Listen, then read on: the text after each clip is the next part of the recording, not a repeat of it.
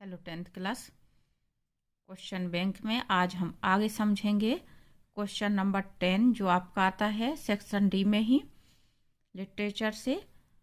और ये आपके 6 मार्क्स का क्वेश्चन होता है। आमतौर पे आपका एक क्वेश्चन प्रोस में से रहता है और एक पोयम में से रहता है। तो ये आपका एक्सट्रैक्ट दिया हुआ है। क्वेश्चन आपका इस तरह से आता है, read the following extract from the pros and answer the questions given below. Extract का यहाँ पे मतलब है गद्यांश। एक्सट्रैक्ट फ्रॉम प्रोस जब होगा तो एक्सट्रैक्ट का मतलब गद्यांश, और एक्सट्रैक्ट फ्रॉम पोयम लिखा हुआ आएगा तो उसका मतलब होता है पद्यांश। तो आपको जब एक्सट्रैक्ट हल करना है तो उससे पहले आपको इसके क्वेश्चन आंसर पे निगाह डाल लेनी है। उससे आपके टाइम की बचत होगी और आप आसानी से इसको हल कर पाएंगे। जैसे पहला क्वेश्चन दिया हुआ है, where did Wanda sit in the classroom. Wanda classroom में कहाँ बैठती थी? ये ऑप्शन दिए हुए हैं, in the front seat, in the last seat, in the middle seat. Next है आपका the adjective form the word absence is absent, absently, absentee. और थर्ड क्वेश्चन दिया हुआ है, from which lesson has this extract been taken. किस part से ये आपका गद्यांश लिया गया है? तो आपके ये लेसन के नाम दिए हुए हैं और ये ऑप्शन आपने पढ़ लिए। अब आप जब पैसेज को पढ़ेंगे, एक्सट्रैक्ट को पढ़ेंगे, तो आपको जहाँ भी क्वेश्चन का आंसर लगे उसको आपको तुरंत अंडरलाइन कर लेना है या फिर अपने आंसर में तुरंत ही टिक कर लेना है। तो हम पहले एक्सट्रैक्ट समझ लेते हैं। Today Monday Wanda Petronski was not in her seat. आज सोमवार को वांडा पेंटोस्की अपनी सीट पर नहीं है।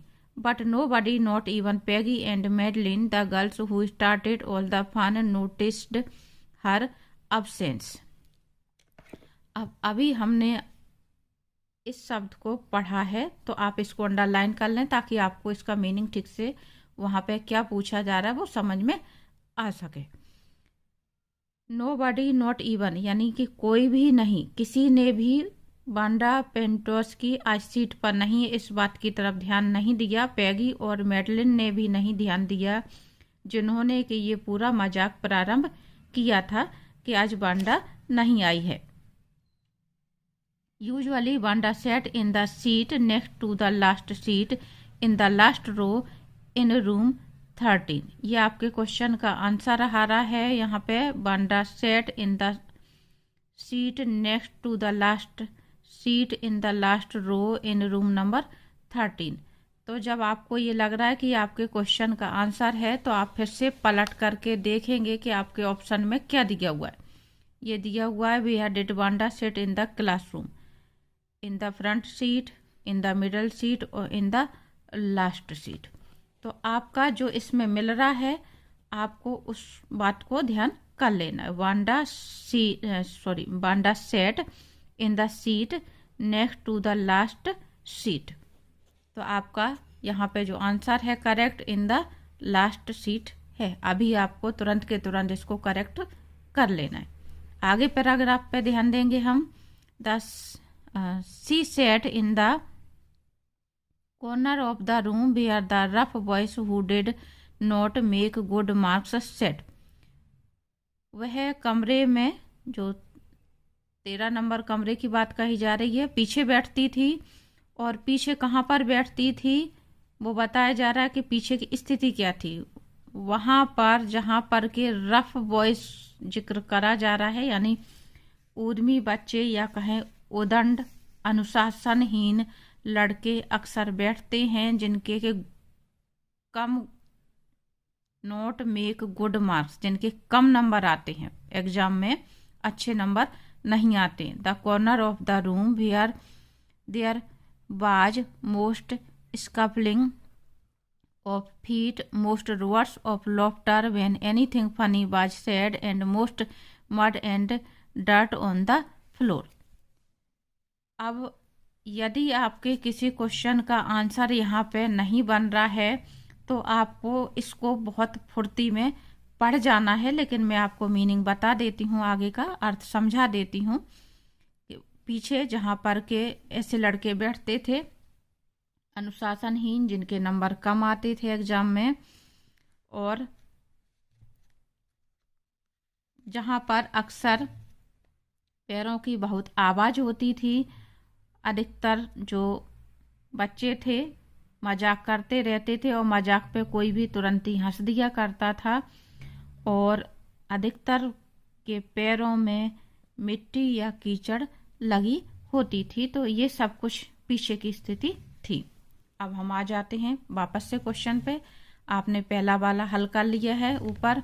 अब आप दूसरे पे ध्यान दें। The adjective form the word absence is. हमने अब्सेंस को ऊपर अंडरलाइन किया था, ये देखने के लिए कि हमारे क्वेश्चन में क्या पूछा जा रहा है। यहाँ पे दिया हुआ है अब्सेंट, अब्सेंटली, अब्सेंस।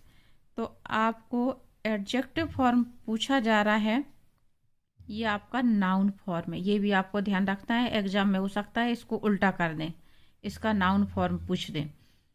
तो NCE या ANCE, ENCE अधिकतर जिनके पीछे होता है वो नाउन फॉर्म होते हैं। तो ये आपका नाउन है और आपका एडजेक्टिव ये है।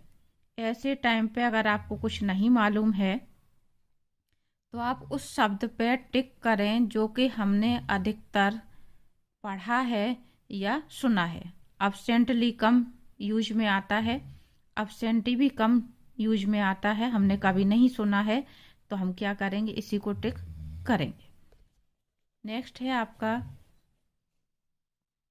From which lesson has this extract been taken. इसका मतलब क्वेश्चन का आपको बहुत अच्छे से ध्यान रखना है कि ये जो लेसन गद्यांश लिया गया है किस लेसन से लिया गया है। ये जो आपका पैसेज है किस पाठ का एक टुकड़ा है, यानी कि किस पाठ में से लिया गया है। यह नाम दिए हैं आपके from the diary of Anne Frank, the 100 days first और ब्लैक एरोप्लेन। बहुत क्लियर यहाँ पे दिए हुए हैं, आपको कंफ्यूज करने के लिए यहाँ पे द 100 डेज सेकेंड पार्ट नहीं दिया हुआ है। तो आपको ये 2 पार्ट में है, तो स्टोरी थोड़ा सा ध्यान करके चलना है, कितनी स्टोरी आपकी पार्ट 1 में आ जाती है और कितनी स्टोरी पार्ट 2 में आती है, जिससे आपको कभी दोनों ही लेसन के नाम दे दिए जाएं तो कन्फ्यूजन ना हो। तो तीनों ही आपके ऑब्जेक्टिव थे, ये आंसर आपके इसके कंप्लीट होते हैं। मैंने आपको जिस तरीके से समझाया आप कोशिश करें उसी तरीके से पैराग्राफ के आंसर ढूंढने की।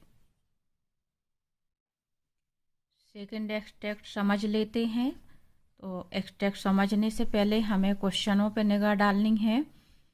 पहला क्वेश्चन है how was the weather when the pilot started flying aeroplane. जब पायलट ने एरोप्लेन को उड़ाना प्रारंभ किया तब वेदर कैसा था, मौसम कैसा था। वेदर मीन्स मौसम।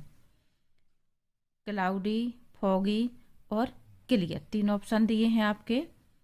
फिर आगे question the pilot was returning from. Pilot वापस लौट रहा था, कहाँ से, इंग्लैंड टू फ्रांस। इंग्लैंड से फ्रांस वापस आ रहे थे, या फ्रांस टू इंग्लैंड, या फिर न्यूयॉर्क टू पेरिस। तो 3 ऑप्शन भी हम ध्यान रखेंगे। From which lesson has this extract been taken. ये गद्यांश किस पाठ से लिया गया है, ये पंक्तियाँ किस पाठ से ली गई हैं। इस तरह से क्वेश्चन ये जब आता है तो इस तरह से उसका मीनिंग निकलता है। A letter to God, his first flight, या ब्लैक एरोप्लेन। तो हम देखेंगे पहले लेसन को, इसको समझ लेते हैं लेसन के पैराग्राफ को। The moon coming up in the east behind me and stars were shining in the clear sky above मी। रात का समय है और नरेटर कह रहे हैं कि चंद्रमा पूर्व दिशा से ऊपर की ओर आ रहा था और आसमान साफ था, साफ आसमान में तारे चमक रहे थे। तो यहाँ पे बात की जा रही है clear sky. There wasn't cloud in the sky, और आसमान में कोई बादल नहीं था। तो आपका अभी जिक्र आया था कि मौसम कैसा था। How was the weather. तो यहाँ पे 3 ऑप्शन दिए हैं, क्लाउडी, फॉगी और क्लियर। तो जब उसमें क्लियर शब्द ही दिया हुआ है तो हमारा आंसर क्या होगा, यही आंसर हमारा होगा। तो हम अभी के अभी इसको टिक कर लेंगे। आगे बढ़ेंगे हम। I was happy to be alone high up above the sleeping countryside. Narrator कह रहे हैं कि मैं खुश था कि मैं पूरे सोते हुए देश के ऊपर अकेला उड़ रहा था।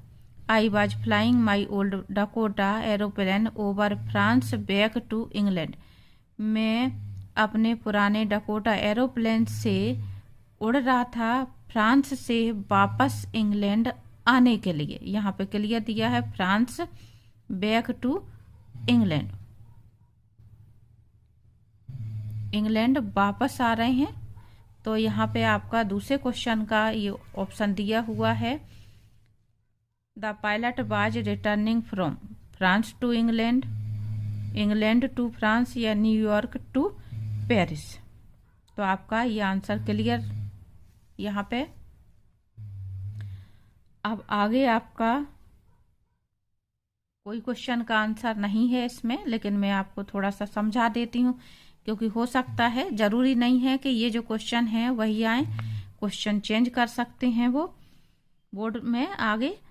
I was dreaming of my holiday and looking forward to being with my family. मैं अपनी छुट्टियों के बारे में कल्पना कर रहा था और मैं ये देख रहा था आगे कि मेरे परिवार वाले मेरे साथ में हैं।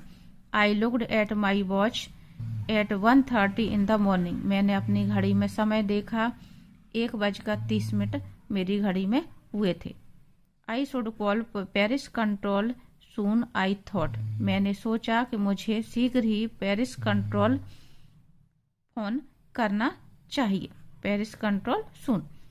As I looked down past the nose of my aeroplane, I saw the big lights of a big city in front of me. जैसे ही मैंने अपने हवाई जहाज के सामने के हिस्से को देखा, मुझे बड़े से शहर की जगमगाती हुई लाइटें दिखाई देने लगीं। आगे आपका क्वेश्चन दिया जा रहा है, third, from which lesson has this text been taken. आपको लेसन का नाम बताना है कि ये आपका जो एक्सट्रैक्ट है ये किस लेसन से लिया गया है। यहाँ पे आपके 3 ऑप्शन दिए हैं, a letter to God, his first flight और ब्लैक एरोप्लेन। तो ये ब्लैक एरोप्लेन की बात चल रही है, तो ये आपका करेक्ट आंसर होगा। तो इसी तरह से आपको संभल करके शुरुआत में ही क्वेश्चनों पे निगाह कर लेनी है और अपने पैसेज में तुरंत के तुरंत आंसर ढूंढते चलना है। या यदि आप ऐसा नहीं करेंगे, पहले पैसेज को पढ़ेंगे पूरा, फिर क्वेश्चन को पढ़ेंगे, तो आंसर ढूंढने के लिए आपको फिर से उन शब्दों को ढूंढना पड़ेगा कि आपने कहाँ पर पढ़ा था, तो आपको टाइम ज़्यादा लग सकता है। आई होप आपको दोनों पैसेज ठीक से समझ में आ गए होंगे। अगले वीडियो में हम आगे के पैसेज समझेंगे।